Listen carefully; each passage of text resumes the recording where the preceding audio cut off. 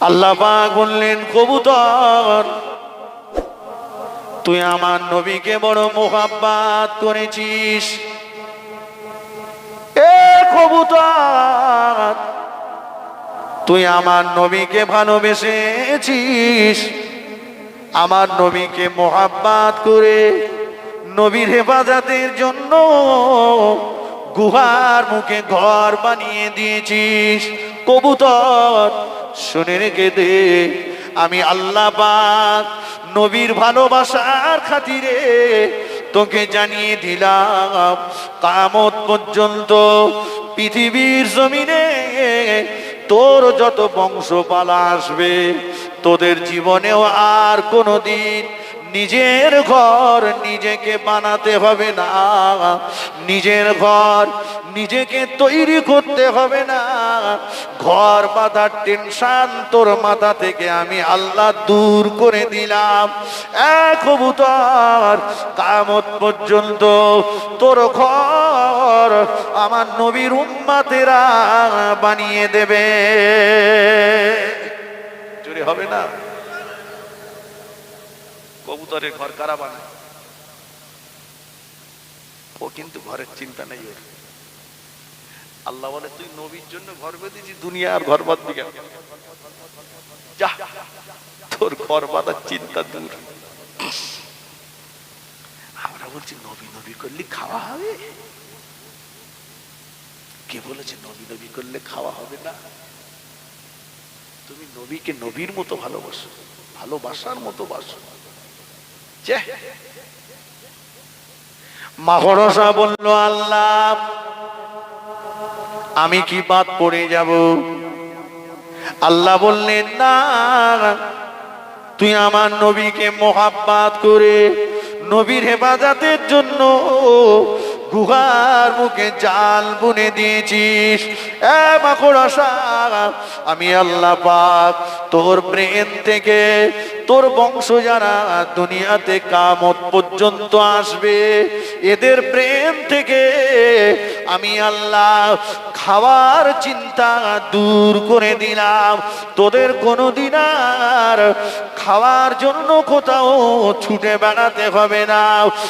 মাকড়সা, তুই শুধু জাল বুনে বসে থাকবি, আমি আল্লাহ তোর খাবারটা তোর জালি পৌঁছে দেব। জোরে হবে না? মন খুলে বলে, মাকড়সা কি খায়? ওর জালে বাঁধে আর ও মানে যা বেঁধে যায় ও বাবুর মতো বসে বসে বসে বসে টুক টুক টুক টুক করে খায়। আল্লাহ বলে, যা, তোর খাওয়ার টেনশন তোর মাথা থেকে দূর করে দিলাম। এরা আমার নবীকে ভালোবেসে কিছু পেয়েছে না পাই? সিদ্দিক আকবরের কোলে, আবু বকর হুজুরের কোলে আল্লাহ নবী মোবারক মাথা সিদ্দিক আকবর গোড়ালিটা দিয়ে রেখেছে। আবু বকর সিদ্দিক হুজুরের কদমে কি যেন একটা দংশন করলো। সিদ্দিক আকবর আবু বকর সিদ্দিক রাদিয়াল্লাহু তাআলা আনহু কদম মোবারক সরালেন না। দ্বিতীয়বার আবার দংশন করলো। আবু বকর সিদ্দিক কদম মোবারক সরালেন না। তৃতীয়বার আবার দংশন করলো। সিদ্দিক আকবরের তামাম শরীরটা বিষক্রিয়া হয়ে গেল। আবু বকর সিদ্দিক রাদিয়াল্লাহু তাআলা আনহু চোখ দিয়ে টপ টপ করে দুফোঁটা পানি আল্লাহ নবীর চেহারা মোবারকে পড়ে গেল। আল্লাহ নবী, দয়ার নবী ঘুমটা ভেঙে গিয়েছে। আবু বকর সিদ্দিককে বললেন, ও বাবা আবু বকর, কেন কাঁদছো বাবা? হিজরত করে এসেছো, বিবি বাচ্চা ত্যাগ করে এসেছো, এজন্য কি তোমার চোখ দিয়ে পানি গড়িয়ে যাচ্ছে? আবু বকর সিদ্দিক বললেন, না ইয়া রাসূলুল্লাহ, আপনার সঙ্গে হিজরত করার জন্য আমি আবু বকর 6 মাস দরজার পাশে দাঁড়িয়েছিলাম।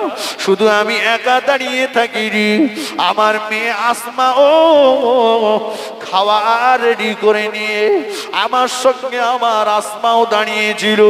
আমরা বেরিয়ে যাব, রাস্তায় কোথায় কি খাবো, তাই আমার মেয়ে আসমা খাবার তৈরি করে দাঁড়িয়েছিল।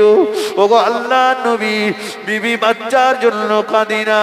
হুজুর, আমার কদমে মনে হয় পাহাড়ি একটা সাপ তিলবার দংশন করেছে।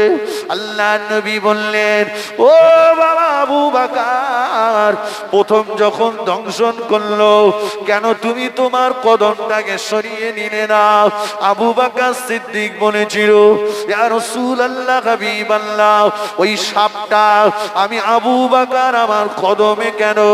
ওই সাপটা আবু বকরের কলিজায়ও যদি দংশন করত, তবু আবু বকর বিশ্ব নবীর ঘুমের ব্যাঘাত হতে দিত না।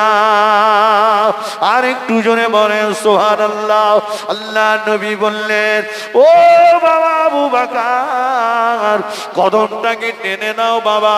সিদ্দিক আকবর কদমটাকে টেনে নিলেন।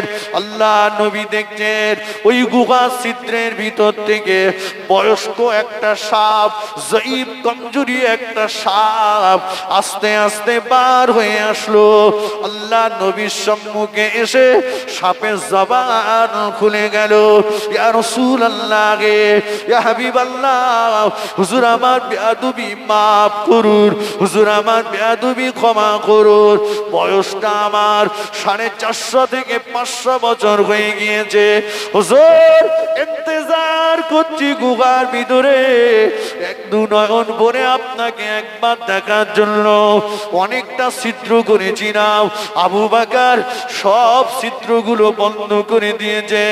একটা ছিদ্রে আবু বকরের কদম দেওয়া আছে। দয়ার নবী গো, আমি চিন্তা করলাম আবু বকরের কদমে যদি দংশন না করি, আমি দয়ার নবীকে দেখতে পাবো না। ওগো নবী, আপনাকে দুনয়ন ভরে দেখার জন্য আপনার আবু বকরের পায়ে দংশন করলাম, আবু বকর কদম নাড়ালো না। আমি বড় বিচলিত হয়ে গেলাম। আবার আমি আবু বকরের কদমে দংশন করলাম, আবু বকর কদম নাড়ালো না। নবী গো, আমি বড় বিচলিত হয়ে পড়লাম। আমার কি নবী দেখা হবে না? সর্বশেষ আমি আমার সর্বশক্তি দিয়ে আবু বকরের কদমে দংশন করলাম। ওগো আল্লাহ নবী, আমার দংশন করার উদ্দেশ্য অন্য কিছুই নয়। আমার উদ্দেশ্য ছিল দু নয়ন ভরে আপনাকে একটা বার দেখব। জোরে হবে না? আমার রাসূলুল্লাহ লালা মোবারকটা বার করে আবু বকরের স্থানে লাগিয়ে দিলেন। সঙ্গে সঙ্গে সাপের বিষটা পানি হয়ে গেল। জোরে বলুন ভাই, ওই সাপ এতদিন অপেক্ষা করেছে নবীকে দেখার জন্য। আমরা একটা দিনও কেঁদেছি, হে নবী তোমাকে দেখব, নবী দেখার জন্য কাঁদা হয়নি। বরঞ্চ নবীর সঙ্গে বেয়াদবি হয়েছে। ফিরে আসুন, আমি কি বলছিলাম? দুটো প্রমাণ দেব।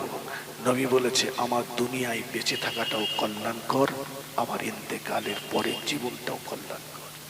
সারাটা জীবন রাসূলুল্লাহ আমাদের কথা ভেবেছে। আজকে আর আল্লাহর নবী দুনিয়ার জমিনে নাই, নবী ইন্তেকাল করেছেন। সাহাবীদের ভিতরে সংবাদ চলে গেছে রাসূল দুনিয়াতে নেই। আবু বকর সিদ্দিক শ্বশুর বাড়িতে ছিলেন। কাঁদতে কাঁদতে কাঁদতে কাঁদতে কাঁদতে কাঁদতে পাগলের মতো ছুটলেন।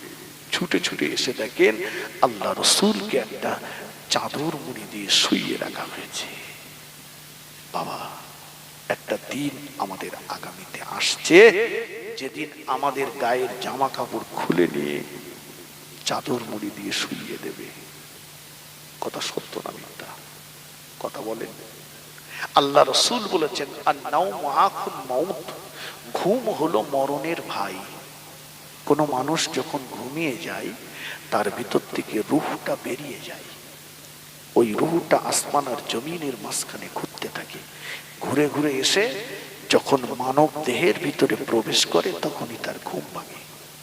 এজন্য রসুল বলেছেন ঘুম ভাঙার পরে দোয়া যদি পড়তে নাও জানো, অন্তত এতটুকুই বলো আলহামদুলিল্লাহ, কারণ ও রূহ যদি ফিরে না আসতো তাহলে তো তুমি মরা লাশ। কথা ঠিক কিনা? ঘুমিয়ে গেছো তুমি, শেষ ঘুম ঘুমিয়ে পড়েছ। বিশ্বাস করুন, এখন মরণের ভয়, কবরের চিন্তা এখন নাই। এখন মানুষ কবরস্থানে যেও দুনিয়ার গল্প করছে, মানুষ মাটি দিতে যেয়ে, জানাজা পড়তে যেও দুনিয়ার গল্প করছে। কত সত্য না মিথ্যা? চোখে পানি আসে না, এখন কান্না আসে না। কাঁদবো একদিন, তবে সেদিনের কান্নার কোনো মূল্য থাকবে না, কোনো মূল্য থাকবে না। আমি আপনি যেদিন মারা যাব, আমি আপনি যেদিন মরে যাব, এই গ্রামে মসজিদে ঘোষণা হয়ে যাবে অমুক ইন্তেকাল করেছে, অমুক মারা গিয়েছে, অমুক ইন্তেকাল করেছে। সবার মুখে একটাই কথা, জানাজা কখন হবে? কেউ বলবে ঝমঝম করে বৃষ্টি হচ্ছে, এই বর্ষার সময় কবর দেওয়া যাবে না, রাখো শুকনো সময় দেবো। হবে বাবা, শীতের সময় দেব না, গরমের সময় দেব। ও মায়েরা, সারাটা জীবন ধরে যাদের জন্য, যাদের পরনার কাপড় আমি কিনে দিয়েছিলাম, ওরা এসে আমার পরনার কাপড়টা খুলে নেবে। যাদের গায়ের জামা আমি কিনে দিয়েছিলাম, ওরা এসে আমার গায়ের জামাটা খুলে নেবে। আমার পয়সায় তৈরি করা খাট খাটের থেকে আমায় নামিয়ে দেবে। আমার পয়সায় তৈরি করা বালিশ আমার মাথা থেকে কিনে নেবে। মসজিদ থেকে খাটিয়াটা এনে, তক্তাটা এনে ওই খাটিয়ার উপরে আমাকে আপনাকে শুইয়ে দেবে। ঘরে অনেক বালিশ আছে, আমার মাথায় আর কোনো বালিশ ওরা লাগাতে দেবে না। আরে জীবনে অনেক টাকা উপার্জন করেছিলাম, একটা গোসলখানা বানিয়েছি, পাথর দিয়েছি, টালি লাগিয়েছি, দামি দামি ট্যাপ দিয়েছি, শাওয়ার লাগিয়েছি। আর জীবনেও কোনো দিন ওদের গোসলখানায় গোসল করতে যাব না, ওদের ট্যাপে হাত দেব না, ওদের শাওয়ারে হাত দেব না। কিন্তু না, জীবনের বিদায়ী গোসল, ওই গোসলখানার ভিতরে ওরা আমায় নিয়ে যাবে না, ওরা আমাকে করতে দেবে না। আমার আপনার জন্য বাড়ির বারান্দাতে অথবা বাড়ির আনাচে কানাচে কাপড় দিয়ে কিনে আলাদা একটা গোসলখানা বানানো হবে। ওই গোসলখানার ভিতরে নিয়ে মুর্দাকে যখন গোসল দেওয়া হবে, আমাকে আপনাকে যখন গোসল দেওয়া হবে, কেতাবের ভিতরে এসেছে ওই সময় মুর্দা কাঁদতে থাকবে, ওই সময় আমি আপনি কাঁদতে থাকবো। ও আমার গোসল দিতে আসা ব্যক্তিরা, আমার গায়েতে জোরে জোরে পানি ঢেলো না, আস্তে আস্তে পানি ঢেলো। জোরে জোরে নাড়াচাড়া দিও না, আস্তে আস্তে নাড়াচাড়া দাও। জোরে জোরে মর্দন করো না, আস্তে আস্তে মর্দন করো। আমার উপরে তোমরা এমন করে জোরে জোরে হাত ঘষাঘষি করো না। ও আমার গোসল দিতে আসা ব্যক্তিরা, আমার গায়েতে জোরে জোরে জোরে জোরে পানি ঢেলো না, আস্তে আস্তে পানি ঢালো। এই মুহূর্তে আমার উপর দিয়ে একটা তুফান বয়ে গিয়েছে, কিন্তু না না, সেদিনের কান্নার আওয়াজ গোসল দিতে আসা ব্যক্তিরা শুনতে পাবে না। ওরা ওদের মতো করে গোসল দিয়ে খাটিয়ার উপরে সাদা কাপড়ের কাপড়টা বিছানো থাকবে। ঘরে আমার অনেক লুঙ্গি আছে, জামা আছে, প্যান্ট আছে, গেঞ্জি আছে, পাঞ্জাবি আছে, জুব্বা আছে। কোনোদিন আর বলবো না ও কচির মা, জামাই আমাকে যে লুঙ্গিটা দিয়েছিল ওটা আমাকে দাও, পরবো। পাঞ্জাবিটা দাও, জুব্বাটা দাও, আমায় মেয়ে যেটা করে দিয়েছিল। কিন্তু না, কোন জিনিস ওরা আমাকে আর দেবে না। ওই কাপড়ের উপরে আমাকে শুইয়ে দিয়ে কাপড়ের কাপড়টা যখন মুড়তে থাকবে, ওই সময় মুর্দা কাঁদতে থাকবে, ওই সময় আমি আপনি কাঁদতে থাকবো। ও আমার কাফন পরাতে আসা ব্যক্তিরা, মনে দিও না, ঢেকে দিও না, মরে দিও না, ঢেকে দিও না। তড়িঘড়ি করে তোমরা আমার মুখটা ঢেকে দিও না। তড়িঘড়ি করে তোমরা আমার মাথার দিকে কাপড়টা বেঁধে দিও না। দেখো না, আমার দাঁড়িয়ে আমার আম্মা, আমার মা কেমন করে কচি বেটারে কেমন করে কাঁদছে। আমার মাকে একটু আমায় দেখতে দাও, আমাকে একটু আমার জনম দুঃখিনী মাকে দেখতে দাও। ও আমার কাপড় পরাতে আসা ব্যক্তিরা, মুড়ে দিও না, ঢেকে দিও না, মুড়ে দিও না, ঢেকে দিও না। তড়িঘড়ি করে আমার মুখটা তোমরা কাপড় দিয়ে ঢেকে দিও না। আমার সোনার মানিক বাচ্চাগুলো আমার পাশে দাঁড়িয়ে কেমন করে কাঁদছে, বলছে আব্বু আব্বু আব্বু, মেয়ে কাঁদছে আব্বু আব্বু। ও কাপড় বানাতে আসা ব্যক্তিরা, তোমরা চেয়ে দেখো আমার নাতি পোতাগুলো আমার খাটিয়াটা গিয়ে আমাকে ডাকতে দাদু ভাই, দাদু ভাই, দাদু ভাই, নানু ভাই। ও আমাদের দাদু ভাই, ও আমাদের নানু ভাই, একটু দাঁড়াও, একটু দাঁড়াও, এক্ষুনি তোমরা কাপড় দিয়ে আমার মুখটা ঢেকে দিও না, একটু দাঁড়াও। আমার নাতি পোতাদের আমায় একটু দেখতে দাও, ওদের আমায় একটু দেখতে দাও। কিন্তু না না, সেদিনের কান্নার আওয়াজ কাফন বানাতে আসা ব্যক্তিরা শুনতে পাবে না। ওরা কাফন পরিয়ে দিয়ে পায়ের দিকে একটা বাঁধন, মাঝখানে একটা বাঁধন, মাথার দিকটা মুড়ে একটা বাঁধন দিয়ে খাটিয়ায় তুলে দেবে।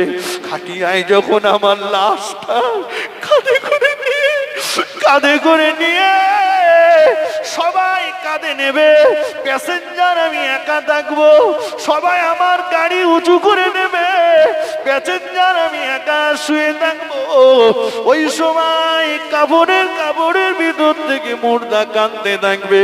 ও আমার খাটিয়া বহন করনেওয়ালা ব্যক্তিরা, জোরে জোরে না, আস্তে আস্তে চলো, জোরে জোরে না, আস্তে আস্তে চলো। আর কিছুক্ষণ আমার বিবি বাচ্চাদের মাঝে আমায় থাকতে দাও, আমার আপনজনদের মাঝে আমায় থাকতে দাও, আর কিছুক্ষণ আমাকে থাকতে দাও। কিন্তু না না, সেদিনের কান্নার আওয়াজ খাটিয়া বহন করনেওয়ালা ব্যক্তিরা শুনতে পাবে না।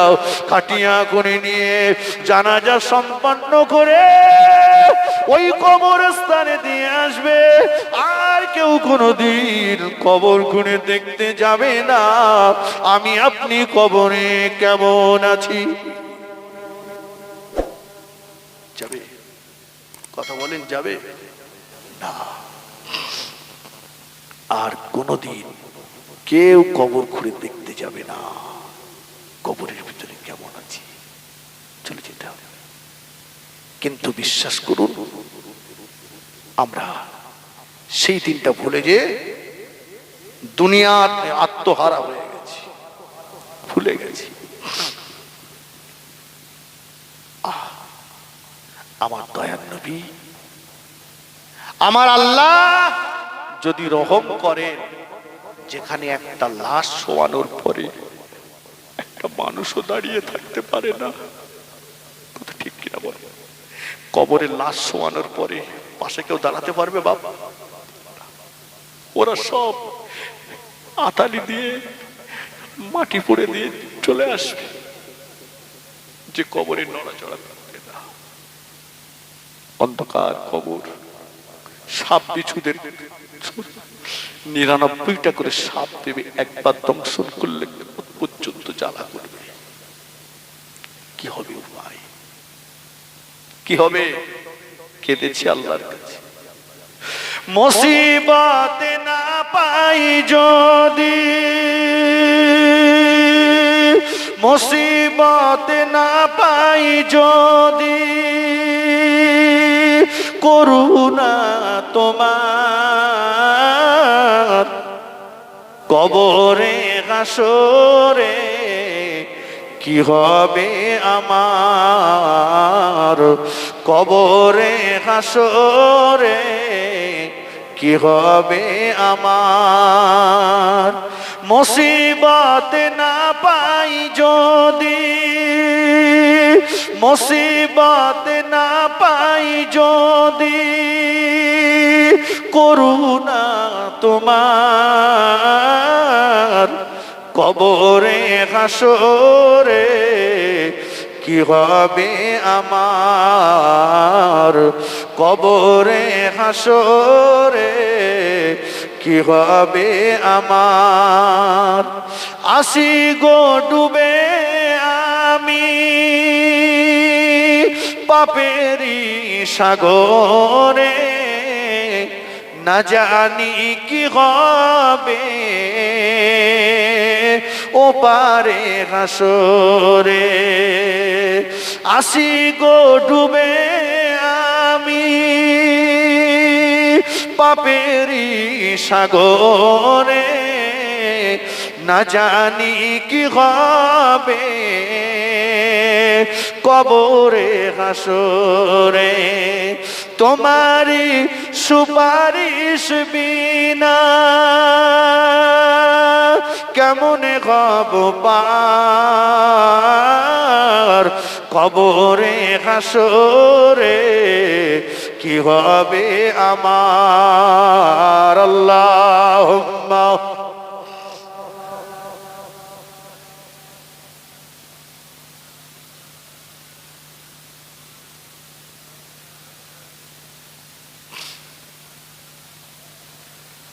হযরত আবু বকর সিদ্দিক রাদিয়াল্লাহু তাআলা আনহু এসে দেখে আল্লাহ নবীকে একটা চাদর মুড়ি দিয়ে শুইয়ে রাখা হয়েছে।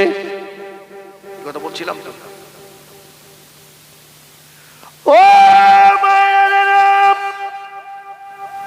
সিদ্দিক আকবর আল্লাহ নবীর পাশে বসে পড়লেন, ঝরঝর করে কাঁদতে লাগলেন। ইয়া রাসূলুল্লাহ, ইয়া হাবিবাল্লাহ, হুজুর আমি আবু বকর, আমি আপনার বাল্যকালের সঙ্গী, আমি আপনার তরুণের সঙ্গী, আমি আপনার হিজরতের সঙ্গী। হুজুর আজকে আমি আবু বকর, আমাকে রেখে আপনি বিদায় নিলেন, আমাকে রেখে আপনি চলে গেলেন। আমি আবু বকর মনের কথাগুলো দুঃখগুলো আর কার সঙ্গে শেয়ার করব? সিদ্দিক আকবর আল্লাহ নবীর মুখের দিকে চাদরটা আলগা করে দয়ার নবীর পেশানি মোবারকে একটা চুম্বন লাগিয়ে দিলেন। ওদিকে মসজিদে নববী শরীফের ভিতরে সাহাবীদের ভিতরে কান্নার রোল পড়ে গিয়েছে। বেলাল রাদিয়াল্লাহু আনহু বললেন, ও নবী পাকের সাহাবীরা, তোমরা কেউ আমাকে যেন আর আযান দিতে বলবা না, আমার নবী নাই, আমি বেলাল আর আযান দেব না। ওমর রাদিয়াল্লাহু তাআলা আনহু তলোয়ারটা উঁচু করে বলছেন, কেউ যদি বলে নবী নেই, নবী ইন্তেকাল করেছে, আমি ওমর তার ধরার গর্দান আলাদা করে দেব। আবু বকর সিদ্দিক চিন্তা করলেন, আমি যদি ভেঙে পড়ি এদের সান্ত্বনা দেবে কে? সিদ্দিকে আকবর চোখের পানিটাকে মুছে ফেললেন, হৃদয়টাকে শক্ত করলেন, সাহাবীদের মাঝে চলে গেলেন। ও নবী পাকের সাহাবীরা, ও ভাই ওমর, এমন পাগলামি করো না ওমর, তুমি কি আমার নবীর পাক জামানে আল্লাহ পাকের পাক কালাম কোরআন শরীফের ওই আয়াত কি তেলাওয়াত করতে শুনুনি? ওমা মুহাম্মাদুন ইল্লা রাসূলুন কদ খালাত মিন ক্বাবলিহির রাসূল। মুহাম্মদ সাল্লাল্লাহু রাসূল ব্যতীত অন্য কিছুই নয়। বিগত দিনে যত নবী রাসূল এসেছে সবাইকে ইন্তেকাল করতে হয়েছে, অতএব আমাদের নবীকে ইন্তেকাল করতে হবে। ওমর রাদিয়াল্লাহু তাআলা আনহু বলেন, আবু বকর সিদ্দিক যখন কোরআন শরীফের এই আয়াত তেলাওয়াত করে করে আমাদের সান্ত্বনা দিচ্ছিল, আমরা যেন মনে করছিলাম আসমান থেকে কোরআন শরীফ নাজিল হচ্ছে।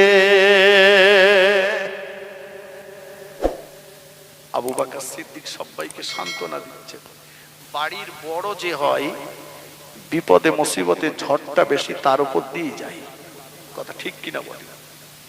সিদ্দিকে আকবর চোখের পানিটা মুছে ফেলে সবাইকে সান্ত্বনা দিচ্ছেন।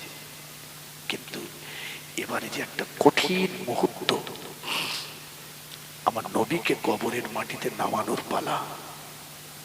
যে নবীকে সাহাবীরা এক মুহূর্ত না দেখলে থাকতে পারতেন না, সেই নবীকে সাহাবীরা কবরের মাটিতে শুইয়ে দেবেন। ও আল্লাহ নবী কবরে মাথার দিকে নেমেছেন। হযরত ইবনে আব্বাস রাদিয়াল্লাহু তাআলা আনহু আল্লাহ নবীর কবরে পায়ের দিকে নেমেছেন। নবীর জামাতা হযরত আলী রাদিয়াল্লাহু তাআলা আনহু আল্লাহ নবীর কবরে মাঝখানে নেমেছেন। আবুল ফজল আবুল কাসেম রাদিয়াল্লাহু তাআলা আনহুমা আমার নবীর সাহাবীরা নবীর কবরকে ঘিরে দাঁড়িয়ে আছে। আবু বকর সিদ্দিক আল্লাহ নবীর কবরে উপরে মাথার দিকে দাঁড়িয়ে গিয়েছেন। হযরত ইবনে আব্বাস রাদিয়াল্লাহু তাআলা আনহু দুটো হাত বাড়িয়ে দিয়ে আল্লাহ নবীর মোবারক মাথাটাকে বুকের সঙ্গে জড়িয়ে ধরলেন। হযরত আলী রাদিয়াল্লাহু তাআলা আনহু দুটো হাত বাড়িয়ে দিয়ে আল্লাহ নবীর কদম মোবারক দুটো বুকের সঙ্গে জড়িয়ে ধরলেন। আল্লাহ নবীর সাহাবীদের ভিতরে কান্নার রোল পড়ে গিয়েছে। আবু বকর সিদ্দিক রাদিয়াল্লাহু তাআলা আনহু ঝরঝর করে কাঁদতে লাগলেন।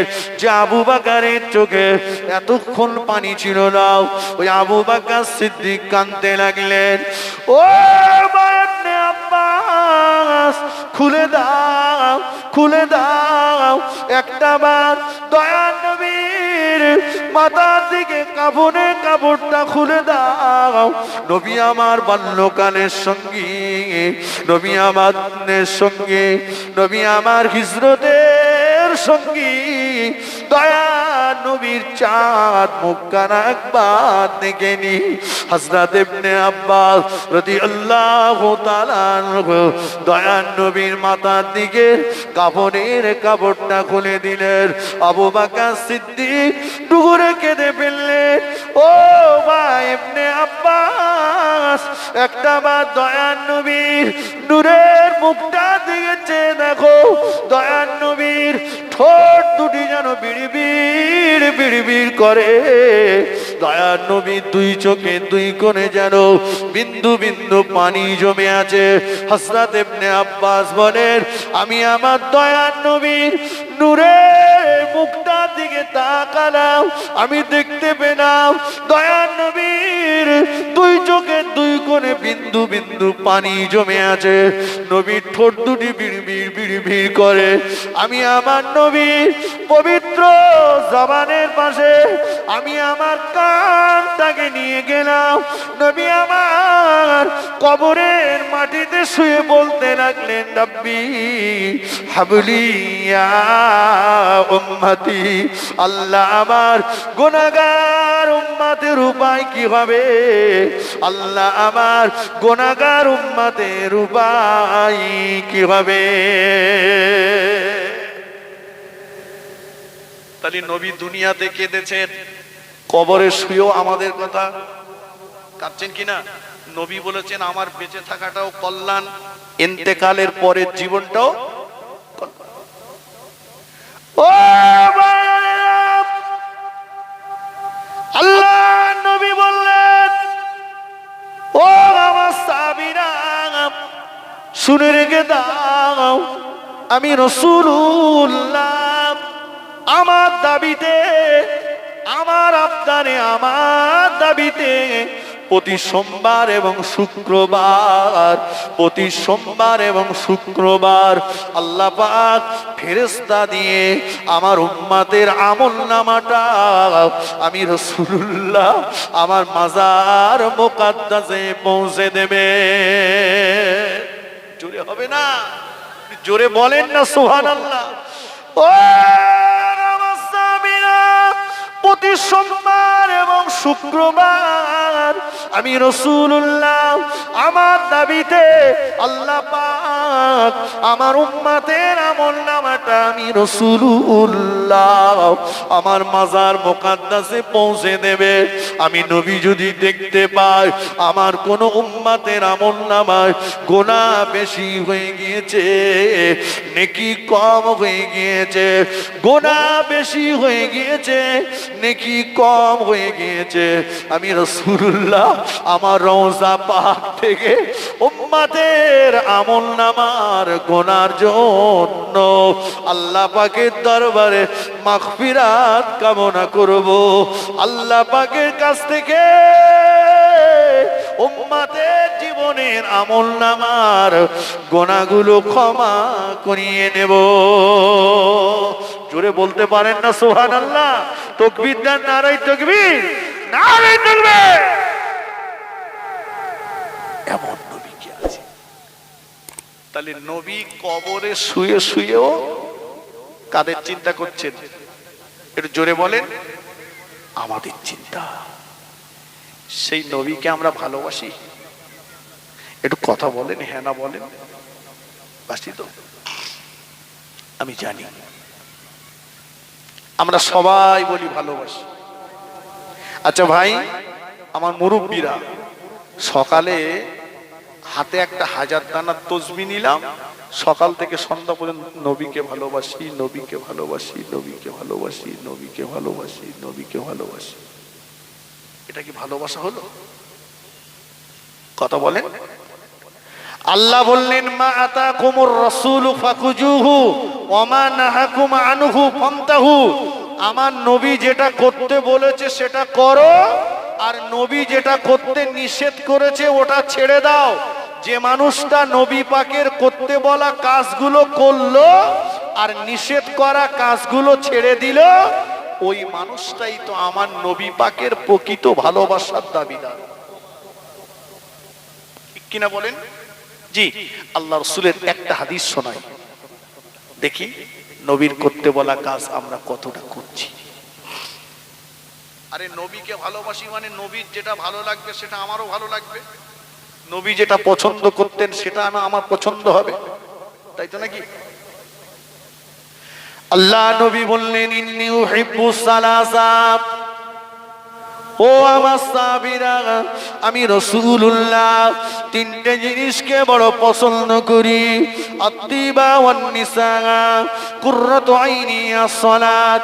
আল্লাহ নবী বললেন, ও আমার সাহাবীরা, আমি রাসূলুল্লাহ খুশবু আতরকে বড় ভালোবাসি, ওয়ান নিসা, আমি রাসূলুল্লাহ নারী জাতকে বড় ভালোবাসি, কুররাতু আইনি আস-সালাত, আমি রাসূলুল্লাহ আমার চোখের শান্তি হলো নামাজ। জোরে বলুন, জোরে বলেন।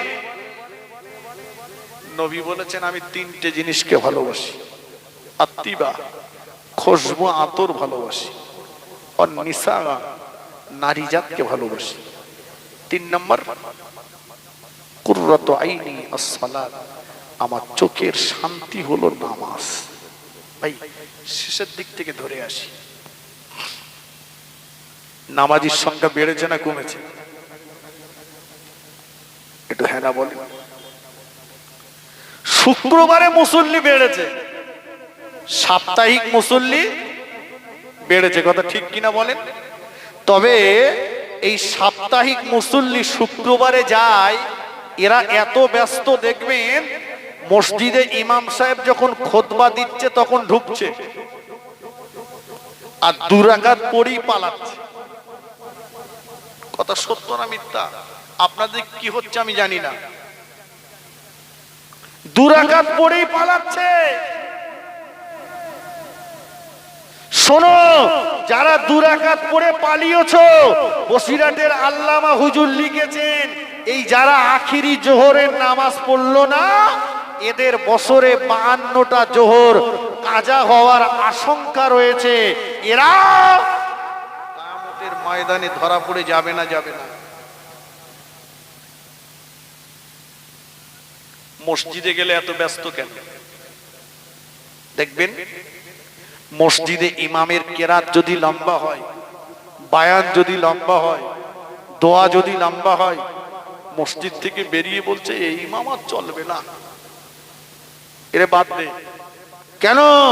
বলছে খেয়ে খেয়ে না গায়ে চর্বি জমে গেছে, দোয়া ধরে তা ছাড়ে না, ও যেন কি খাওয়া খেয়ে দিয়েছে। যে লোকটাই মসজিদ থেকে বেরিয়ে ইমামের সমালোচনা করছিল, সেই লোকটাই দেখবেন আবার ঘন্টার পর ঘন্টা চায়ের দোকানে বসে পরের গীবত করছে, সেখানে ওর ব্যস্ততা নেই। কথা সত্য না মিথ্যা? হ্যাঁ না বলেন। মসজিদে গেলে জমের জ্বালা চড়ে, মসজিদে যে শুধু পিলার খুলতেছে, কোন পিলারের গলায় দাঁড়াবে, আল্লাহু আকবার, টাপাটাপ কম্পিউটারের মতো মারতেছে, কি বলেছ খোদাই জানে। সালাম আলাইকুম রাহমাতুল্লাহ, সালাম ফিরি, আল্লাহুম্মা আমিন, ও সুবহানাল্লাহ, আলহামদুলিল্লাহ, তাসবিহ পড়বে, আল্লাহুম্মা আমিন। ওসব তাসবিহ পড়ার সময় আল্লাহ, জমি দাও, জায়গা দাও, ঘর দাও, বাড়ি দাও, টাকা দাও, পয়সা দাও, যেন মাল যেন সব রেখে গেছে। ওর ডেকে জিজ্ঞেস করেন, চাচা এত এই পাটির দাঁড়ানো দোয়াটা বলো দিন। বুঝছে খোকা ওইটা বড় মতন তো ওইটা হয় না। আত্তাহিয়াতুটা বলো দিন। বলছে খোকা একই ব্যাপার, ওইটা বড় বলে ওইটা হয় না। দোয়া কুনুতটা বলো দিন। চাচা ওই একই ব্যাপার খোকা, বড়গুলো হয় না। তো তোমার হয় না, তা তুমি এত মাল চাচ্ছ কেন? হ্যাঁ, ভুয়ো রেশন কার্ডে কত মাল নেবে? তুমি মসজিদে বসে একটু শেখার চেষ্টা করো না, সময়টা দাও না। তুমি যদি শিখতে শিখতে, কোরআন শিখতে শিখতে, পড়তে পড়তে যদি মারাও যাও, কিয়ামতের ময়দানে আল্লাহ পাক কোরআন পড়নে ওয়ালা ব্যক্তি হিসাবেই উঠাবেন। জোরে বলুন। কোথায় নাই, ব্যস্ত ব্যস্ত ব্যস্ত। আল্লাহ নবী বললেন দুনিয়ার জমিনে উত্তম জায়গা হলো মসজিদ ঘর, আর নিকৃষ্টতম জায়গা হলো বাজার। আমরা সময় বাজারে বেশি দেই না মসজিদে বেশি দেই? একটু জোরে বলেন। সর্বনাশ, এখন সব মোড়ে মোড়ে চায়ের দোকান, আর চায়ের দোকান মানে একটা মহিলা দোকানদার, এখন মেয়ে ছেলে দোকানদার বেশি। কচির বাপ বুঝে গেছে আমি হলি আর খদ্দের হবে না, কচির মারে বসালি খদ্দের চাপ বাড়বে। কথা ঠিক কিনা বলে? হ্যাঁ, ফুরফুরাই গেছে একটা তাবিজ নেছে, বলে হুজুর একটা তাবিজ দেন দিন, দোকানে যেন বেচা কেনা হয়। বসিরহাটে গেছে, ওখান থেকে একটা তাবিজ এনেছে, হুজুর একটা বেচা কেনা বেশি হয়। একটা খাজা বাবার মাজারের ফটো লাগিয়েছে, একটা গাজী বাবার মাজারের ফটো লাগিয়েছে। এরপরেও ওর ভরসা হয়নি, ফের একটা তক্তগোশ ফেলে 4টে করে লোক ফিট করেছে, বলে তোরা 4জন মিলে একটু মোনাজাত কর। মোনাজাত বুঝেন? তুরুপ মারতেছে। টেলিভিশন আছে, আর চাচা আসরের নামাজ পড়ে গিয়ে ঝাপানো দাড়ি সেই দোকানে বসে ড্যাম ড্যাম করে দেখতেছে, চা খাচ্ছে। বলে বৌমা চা দাও। চাচা রাগ করেন না, আপনি গেছেন যখন, চ্যাংড়া ছেলেটা মনে করবে চাচা গেছে যখন আমার আর যেতে অসুবিধে কি? ঠিক কিনা বলে? কেন সময়টা একটু আল্লাহর ঘরে দেন। নবী সাহাবীরা বাজারে গেলে কাজ মিটে গেলেই চলে আসতেন। বাজারটা এমন জায়গা, যেমন তোমার টয়লেটে যাওয়ার দরকার, বাথরুমে যাওয়ার দরকার, বাথরুমে গেলে কাজ মিটে গেলে বসে থাকবেন না বেরিয়ে আসবেন? একটু হ্যাঁ না বলেন, রাগ করছেন নাকি? কেউ কেউ বলে হুজুর বসে থাকবো। কেন? বলে দুটো বিড়ি না খেলি তো মাল ঝেড়ে হবে না, তো দুটো বিড়ি খেয়ে তাই ওঠো। বিড়ি লিগেছে, কেউ খৈনি গালে দেখেছে, কেউ গুল গালে দেখেছে, বলে ও না খালি নাকি মাল ঝেড়ে হয় না। এদিকে এত খাচ্ছে, ওর খেয়ে খেয়ে মেটেনি স্বাদ, ও হাগার ঘরে বসে বসে খাবে। কি সর্বনাশ! বাজারে গেছো, কাজ মিটে গেছে, বেরিয়ে এসো। বাথরুমে গেছো, কাজ মিটে গেছে, বেরিয়ে এসো। মসজিদে একটু সময় দাও, আল্লাহর ঘরে সময় দাও। আল্লাহর নবী সাহাবী হযরত আবু তালহা রাদিয়াল্লাহু আনহু, গরীব মানুষ, অনেকটা দূরে পায়ে হেঁটে হেঁটে হেঁটে হেঁটে মসজিদে নববী শরীফে যে 5 ওয়াক্ত নামাজ বাকায়দা আল্লাহর নবীর পিছনে ইক্তেদা করে জামাতের সঙ্গে আদায় করতেন। জোরে বলো, একটু মন খুলে হবে না? মদিনার মসজিদে নববী শরীফে আসরের আযান হয়ে গিয়েছে। আবু তালহা রাদিয়াল্লাহু তাআলা হুজুর আমার ওযু করে রেডি হয়ে নিলেন। হুজুর যখনই মসজিদে যেতেন, বাড়ি থেকে ওযু করে মসজিদে যেতেন, কারণ যে মানুষটা বাড়ি থেকে ওযু করে মসজিদে রওনা হলো, ওই মানুষটা যেন ইহরাম পরে খানায় কাবা শরীফে রওনা হয়ে গেল। জোরে হবে না বাবা? যে মানুষটা বাড়ি থেকে ওযু করে মসজিদে গেল, ওই মানুষটা যেন ইহরাম পরে কাবায় গেল। আমরা দেখতেছি আসরের আজান 3:45-এ, 4টেই জামাত, তার মানে কমের সময় আছে, 15 মিনিট সময় আছে। বাড়ির থেকে বেরিয়েছে একটা বিড়ি খাতি খাতি, একটা বিড়ি ধরিকে টানতি টানতি মসজিদে যাচ্ছে। মসজিদের গেটের কাছে গিয়ে এবার শেষ টান, মানে মরণের টান মেরেছে, মেরে সুতোর গড়া পর্যন্ত পৌঁছে দিয়েছে, বিড়িটা ফেলে দিয়েছে, দিয়ে ফক ফক করে পানি গালে দিয়ে উজু করে কাতারে গিয়ে যখন আল্লাহু আকবার বলে দেড়ে গেছে, আর ওর গাল দিয়ে বিড়ির গন্ধ ভক ভক করে বেরোচ্ছে। ফেরেশতা বলে খোদা তোমার এই বান্দার নেকি আমি নিতে পারবো না। আর পাশে যে দাঁড়িয়ে ছিল ও বলে আল্লাহ ইমামকে রাত যদি একটু ছোট করতো, এর পাশে দাঁড়াতে পারছি না। রাগ করেন না, দুজনকে কষ্ট দিচ্ছেন আপনি। আল্লাহ রহমতের ফেরেশতা আসবে না। মসজিদ কমিটির মেম্বার, মসজিদ কমিটির সেক্রেটারি পকেটে বিড়ির বান্ডেল নিয়ে মসজিদের মিটিং করতে যাচ্ছে। কথা সত্য না মিথ্যা? কারণ এখন তো আর নামাজি পরেশগার যারা 5 ওয়াক্ত নামাজ পড়ে তারা সব কমিটি মেম্বার হয় না। এখন নামাজ পড়ুক আর না পড়ুক, মাকে ভাত দেখ আর না দেখ, মাল থাকলে মসজিদ কমিটির মেম্বার হবে। কথা ঠিক কি না?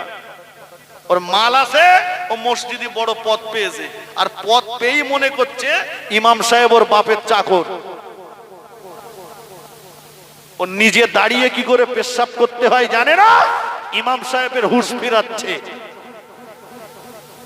তোমার মনে রাখা দরকার, মসজিদের ইমাম, আল্লাহর ঘরের খাদিম তোমার বাবার চাকর নয়।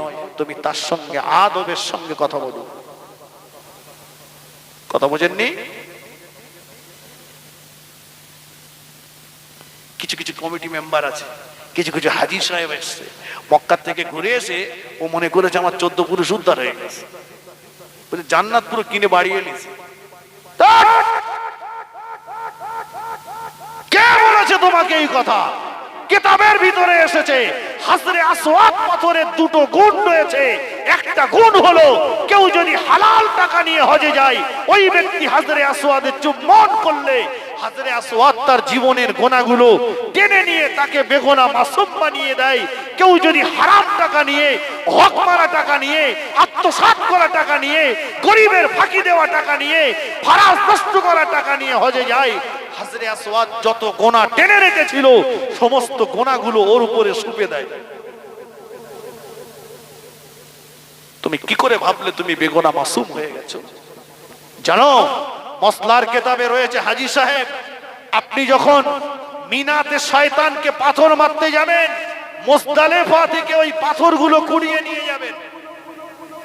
মিনাতে যেখানে শয়তানকে পাথর মারবে ওখানে অনেক পাথর পড়ে থাকতে দেখতে পাওয়া যাবে, কিন্তু ওই পাথর তুলে যেন তুমি মেরো না। কেন? যাদের হজ আল্লাহর দরবারে কবুল হয় তাদের পাথরগুলো আল্লাহর ফেরেশতারা আসমানে উঠিয়ে নিয়ে যান। জোরে বলেন, মন খুলে বলেন। তাহলে পড়ে রয়েছে কাদের? যাদের গুলো কবুল হয়নি তাদের। তুমি বাড়ি এসে এত বাহাদুরি দিচ্ছ কেন? বেয়াদবি মাফ করুন, কেউ হাজী সাহেব থাকলে রাগ করবেন না। আল্লাহ আমাকেও কয়েকবার মক্কা মদিনায় নিয়ে গেছে আপনাদের দোয়ায়, একাধিকবার গিয়েছি আমি, কিন্তু আমি চরিত্রটা বলছি, আমি চরিত্রটা বলছি। হুকুকুল্লাহ আর হুকুকুল ইবাদ, আল্লাহর হক আর বান্দার হক। আপনি যদি কোনো গরিবের গালে চোর মেরে থাকেন, গরিবের মাল আত্মসাৎ করে থাকেন, ভাই মারা গেছে, ভাইপোগুলো ছোট ছোট জমিগুলো আপনি আত্মসাৎ করেছেন, আজকে মালের মালিক হয়েছেন, তাদের বুঝে দেননি, বড়কে দিয়েছেন ছোটকে দেননি, ছোট ছেলেকে দিয়েছেন বড়কে দেননি, ছেলেকে দিয়েছেন মেয়েগুলোকে ফাঁকি দিয়েছেন, খাবার গেলাপ ধরে আচার খেলে বললেও আপনার তো আল্লাহর দরবারে কবুল হবে না। কে বলেছে? পৃথিবীর কোন জায়গায় আপনার জন্য ক্ষমার দরজা খোলা নেই, একটাই দরজা, যার হক নষ্ট করেছেন সে যদি ক্ষমা করে তো ক্ষমা, তা না হলে ক্ষমা নেই। জানেন, কিয়ামতের ময়দানে যখন বিচার হবে 3টে টেবিল হবে, স্তর, আমি বোঝানোর জন্য বলছি। প্রথম নম্বর টেবিলে বিচার হবে, বান্দা তুমি কৈফিয়ত দাও আমি আল্লাহ আমার সঙ্গে কারো শিরক করেছো কিনা, শিরক করেছো কিনা। তুমি আজকে দেওয়ালে লিখেছো, বাঁচতে যদি চাও ইতি দাও। বুঝেছেন? বাকিটা বললাম না। যে টোটো চালাচ্ছে, টোটোর পিছনে লিখেছে শীত গ্রীষ্ম বর্ষা, টোটো গাড়ি ভরসা। এরা খোদা যদি তোর হাত পা ফেলে দেয় টোটো চালাবি কি করে? ঠিক কিনা বলেন বাপ? দ্বিতীয় নাম্বার টেবিলে বিচার হবে, তুমি বান্দার হক নষ্ট করেছো কিনা। সব থেকে কঠিন 2টো অধ্যায়, একটা হলো শিরিক করা আল্লাহর সঙ্গে, আর একটা হলো হক নষ্ট করা।